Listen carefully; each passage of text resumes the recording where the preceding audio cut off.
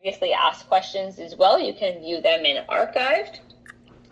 Any admission questions, I'm going to put, Jennifer's already put into the chat a few resources for you. So our resources page, some of our admissions criteria, as well as the dentistry@austrec.com email address and the book a chat feature we have on our website. So if you do have any specific questions about, your specific GPA or your DAT score or when to apply or anything like that, we're going to be directing those questions directly to the student advisors for our team, as this session is going to be really focused on student experience. So if you can't hear us or anything, you can communicate with us in the chat, but please focus all your questions to the Q&A feature. Now, without further ado, we're going to introduce our first speaker. Thank you, Jolene, for joining us this evening, or morning, I guess, for you. But yeah, thank you so much for joining, and why don't you do a short introduction? For sure. So thank you, Austrec, for having me. As you can see, just a little bit about myself on the screen there. I'm from Edmonton, Alberta. Currently, I'm at the University of Western Australia for dentistry here in Perth, and I did my bachelor's back at the U of A, graduated in 2024. And I'm just reflecting on how this is kind of a surreal experience, because just last year I was exactly in your shoes, kind of wondering what I needed to kind of expand my gates and apply to programs not in Canada. And Austrec has been so helpful with that. They literally held my hand through the entire process. So thank you all for joining us today, and I hope you can learn something. Awesome. Thank you so much, Geraldine. Yeah, if you don't mind, while questions are popping in, I might get started on asking some questions, Geraldine. So tell us about, your initial feet on the ground there in Australia. So what were you thinking? What were you feeling? How did things go for the first couple weeks? So I think at the beginning, it was a very long flight to get here, first of all. I think in total it was 24 hours of flying to get from where I was in Edmonton all the way here in Perth. Landing here, I think it was late at night. I was very tired, but it was, again, just a really surreal experience. Now, I did have my mom come over with me from Canada, and that was so helpful because I only landed about 5 days before orientation in the program. I didn't really give myself a whole lot of time to get situated, so it was very go, go, go. I checked into my residence the next day. I'm in on-campus accommodation here at UWA. I also did a first aid course within those 5 days, which was a requirement of the program. So for at least that first week, I think I was just running on adrenaline. And I was getting to explore this beautiful city. I went on, tried to see a few touristy places before the program started. But like I said, because it was only 5 days out to orientation, once the program started, I put a lot of my energy into that. So, yeah. Yeah, that's great. I'm sure it definitely was a whirlwind. Yeah, we already have some questions coming in, so that's great. In terms of how is it different than your experience applying to Canadian dental schools? Like the system different here in terms of competitive GPA, DAT scores, and all of that? So one of the differences that I thought was very significant was the length of the cycle. So at U of A, I'm not quite sure what it is for other Canadian schools. The cycle is once a year. So you apply, I think it's in November, and you're applying for admission in September of the next year. And so it is a quite a long process that I experienced in my applications to the U of A for dental school versus when I was applying for UWA. I think I put in my application, I applied to the second round for UWA, and I think that was sometime in June. Jennifer, you might be able to correct me if I'm wrong. And then I got my admission or my offer in September, late September of the same year. So because it was shorter, it was kind of a quicker turnaround of, okay, this is happening, not so much waiting. That was one of the things that I noticed were different in the application processes. In terms of statistics, I think I can only really say that both Canada and Australia are quite competitive now, I believe. The statistics of people that are getting admitted seem to be in an upwards trend. And I'm sure the dentistry team at Austrec can kind of provide you with those statistics for more specifics. But yeah, I guess I just wanted to say that, like, you have to be still a competitive applicant in as much facets as possible. Yeah, absolutely. That's great. And yeah, that's a really good point with the different like application timelines and all of that. And did you apply? There's a couple questions coming in about kind of where you chose to apply. So why did you look at Australia and specifically UWA? So I wanted to kind of try my shot at Australia because one of the biggest reasons was it is accredited education back in Canada. So if it is my plan to go back home and practice there, I can do that with education from Australia. Another reason was that I think finance-wise, it's more feasible versus places such as in the US for me. And I also had everything that I needed to apply to Australia versus I would have to have taken more classes to be eligible to apply to the States. And otherwise, Australia, one of the things that really piqued my interest was that we get more clinical experience. So on the third day of the program, we were in the simulation lab. We were using our handpieces to drilling teeth.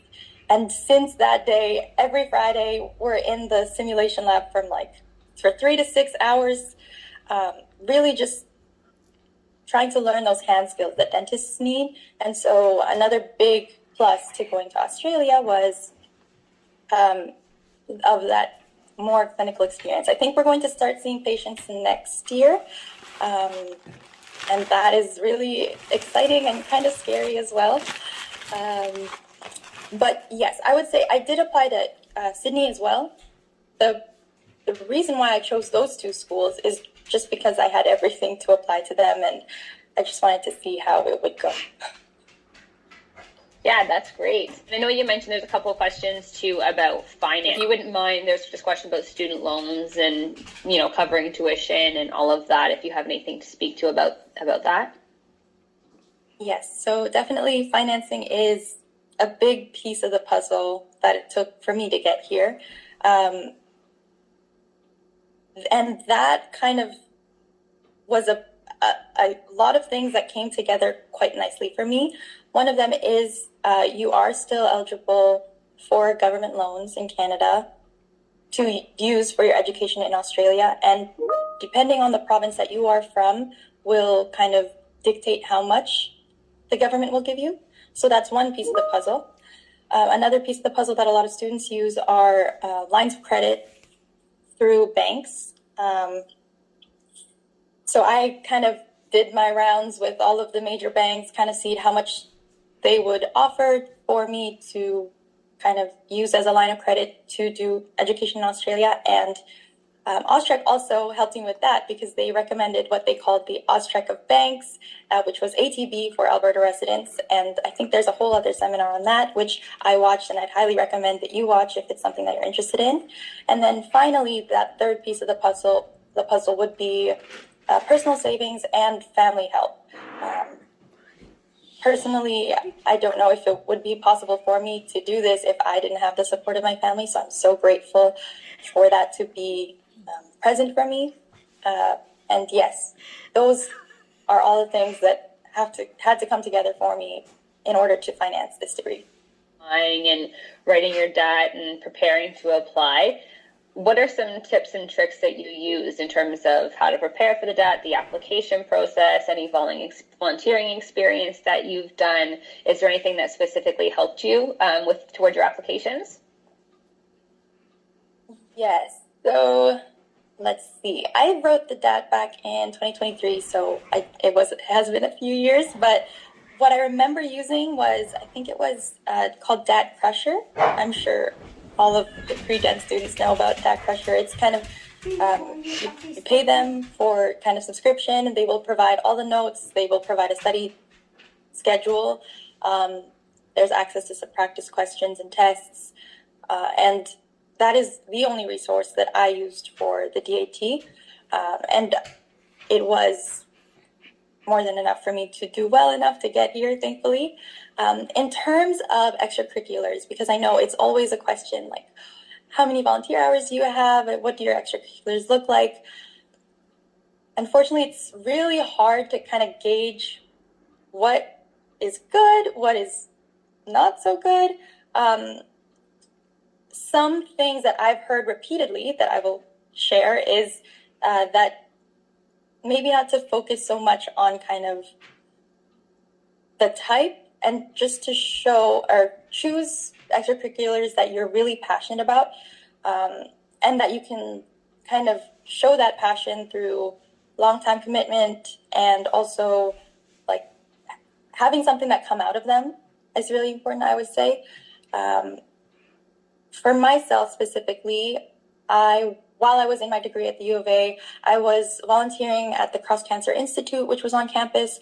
It was a weekly thing for me, and I got to help a lot of patients that were coming in for cancer treatment. I was really passionate about that.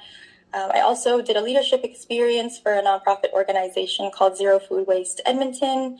And so all of that is just to say, I think, try to do as many things, like try to get a leadership experience, try to do some volunteering, and really choose things that you're passionate about and can commit to for a while, and also learn something from. I think that answers the question. Yeah, that's some really great advice, especially since a lot of our programs, you're not actually going to be submitting any like 40-page document on every extracurricular shadowing experience that you've ever done. But I'm sure you definitely used all that to shine in your interviews. There was a question coming in about the interview process for you. Can you speak a little bit about that? Yes. So for UWA, it was advertised as a MMI, or in other words, multiple mini interview, which in my experience just with the U of A means that you would see kind of different panelists or different interviewers at each station. That wasn't the case for me with UW. I just saw two people, and it was more conversational than I was used to having done MMIs for the U of A. But yes, I think it was definitely less than an hour. The two of the people that were interviewing me took me through some stations, and just had me kind of talk on different things. I'm just trying to think. I think for interview processes in general, it's a good idea for you to do some introspection and kind of know why you chose this path, why you want to study in Australia. Things like look into the program that you're applying to, and kind of understand why you want to go to that specific program. I think those are all great ways to prepare for an interview. Yeah, that's some really great advice for sure. And then kind of moving, there's questions about your housing right now. So did you apply for on-campus housing? How are you finding it? How's dorm life? How are the student accommodations? And how's kind of acclimatizing to that? Yes, so I am currently on-campus accommodations. At UWA, they have something called College Row, which is just a row of colleges for living for students that are going to UWA, but also to other kind of tertiary education places in the vicinity. I think choosing on-campus accommodation was a really good idea for myself. It helped smoothen that transition, moving from Canada to Australia. I was living with my family before I came over here. So being in on-campus accommodation means that I have a meal plan as well. So I don't have to worry about cooking for myself or meal prepping or grocery shopping. And that has kind of just taken a big load off, and I can kind of focus on other things. It's also super convenient. I can walk to the dental school and be there in less than 10 minutes. And it's super easy to get between places. The public transit here in Perth itself, one of the things that really surprised me is that I have a subset of buses called the CAT buses that are completely free, and they can take you pretty far. So in certain areas, there'll be different colored CAT buses. Here, close to the university, there's something called the purple CAT, and I can take that to get like down towards main campus. I can take that to get to the dental school. I can take that to get to the city. I think that, yeah, it's just super convenient. Oh, and I should mention the community that has come out of accommodations. I have met so many different people from so many different places just sitting in the dining hall eating together, and that has, like, building a community around myself, having left my support system back home, has also kind of really helped that transition of me being here for 4 years. Yeah, for sure. That was going to be my next question, actually. Like, how do you, finding that and kind of creating that community? So that's really great that you seem to have already found a really great community, which is really nice. And are you planning, or obviously it's still early, but are you thinking about staying on-campus housing, or are you going to look for private accommodations after? That is a good question. I have been thinking about that. I think as long as I can justify the maybe more pricey side of on-campus accommodation, then I will stick to on-campus accommodation. But if there's an opportunity that arises that I can live maybe somewhere off-campus that would save me a lot, I'm really open to that as well. But I don't take that decision lightly, because I know that would take, I would have to now start the grocery shopping, the meal prepping, and it would just kind of have to be a rearrangement of my time. So I think right now I'm leaning more towards staying on campus, but I'm not closed to perhaps moving off campus as well. Yeah, you still got some time to think about it, but that actually guides really nicely into another question that came up, going back to a little bit more about financing. So obviously, to get to Australia, the financing and the loans that it takes. But now that you're there and thinking about those financings, there's some questions about, being an international student. Have you worried about the total tuition fee and the cost of living once you're done? So have you met with any students that are graduated and their experiences with the loans and stuff like that? Unfortunately, we don't have our second speaker to kind of speak to that a little bit, but is that something that you've thought about, or?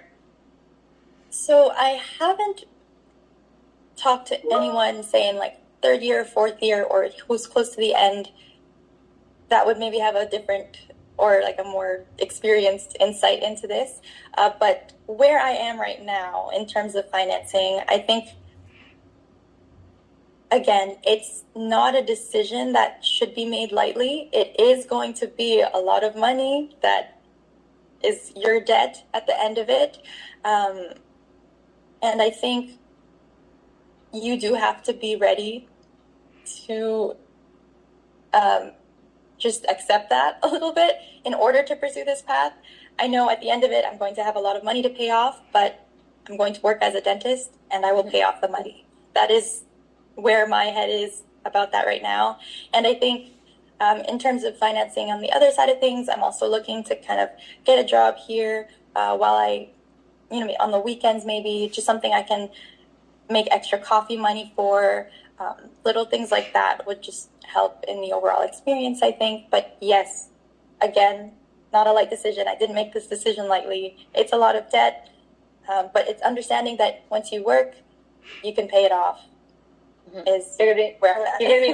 gonna be making a really good salary, and minimum wage, even if you are picking up a few shifts at like a coffee shop or whatever, is up to like $23 an hour. That's incredible. We'll kind of jump back a little bit. Maybe Jarlene, can you talk a little bit right now in your program? What does your day-to-day look like, and what's your current curriculum like? Definitely. So something that I was looking for at the beginning of this program was kind of some structure, like what was my calendar going to look like week to week.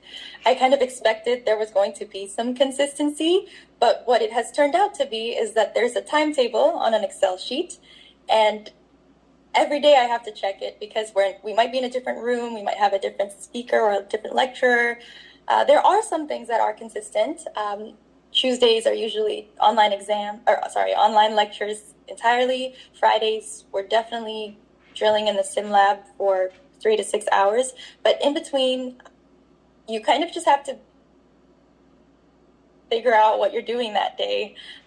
So sometimes it'll be lectures on dental materials. Other times we'll be looking at doing stuff like this. Oh, I have it at my desk. This is like a plasticine tooth that we were carving in Prof's lab. That's kind of helping us learn the anatomy of the tooth.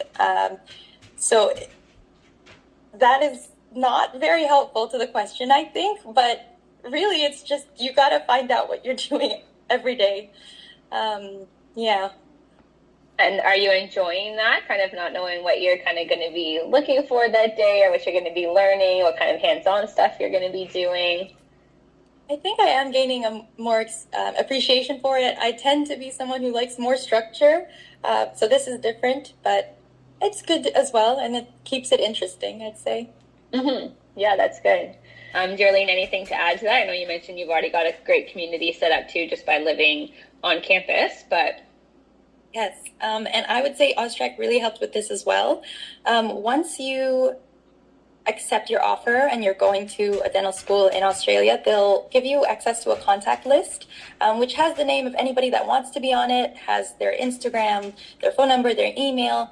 And so in the few months before I left to come to Australia, I was really looking for people already, just to kind of like, hey, what are you doing for your visa? How's that going? How are your medical exams? Getting vaccine updates. So I ended up being able to kind of build a little Canadian community just through Austrac and knowing the people that were going to be my classmates here at UWA. We actually did the first aid course. A lot of us did it together before the program started.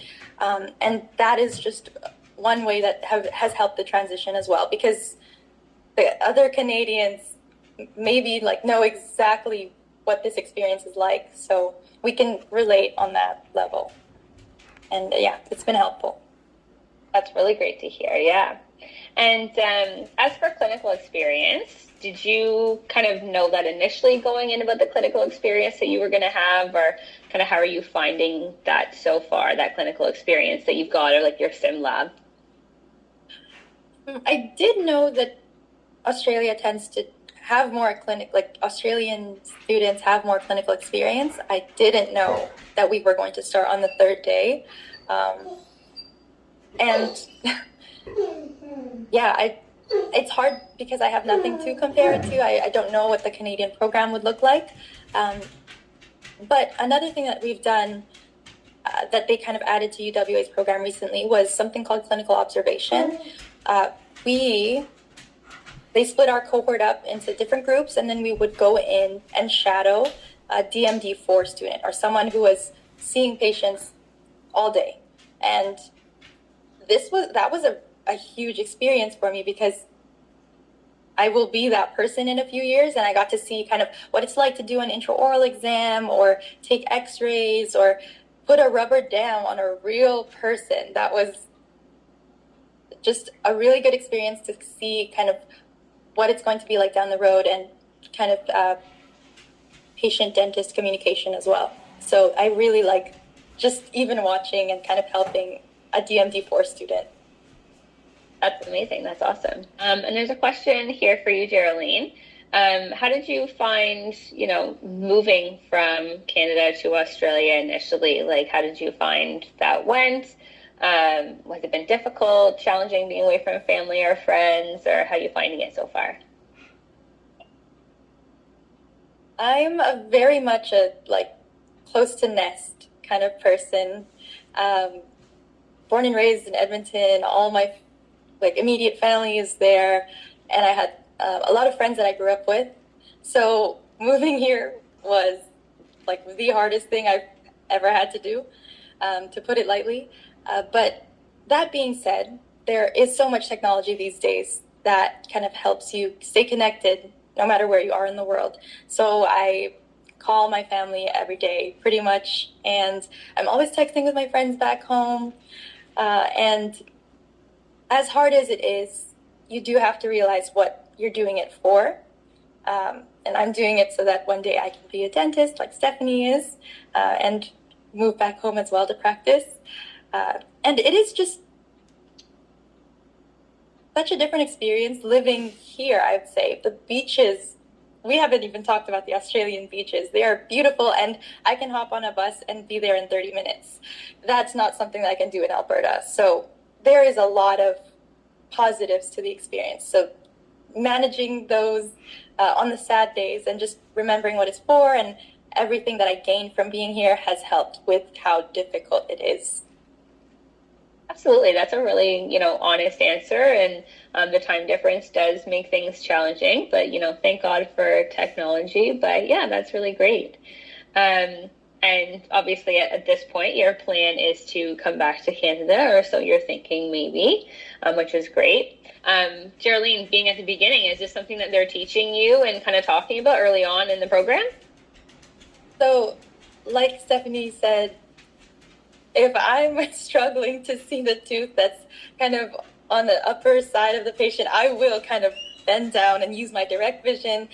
It is told to us that we need to take care of ourselves, but Stephanie covered it completely. Like when you're trying to pass, when you're trying to get the caries out and you can't figure out which direction your hand is moving, you kind of just forget that part a little bit. And I can't even imagine what it's like to be in clinic even 3 or 5 times a week, because right now on the one day that we're in the simulation lab, if I'm in there for 6 hours and I'm not caring about my posture and my ergonomics, my neck hurts after that.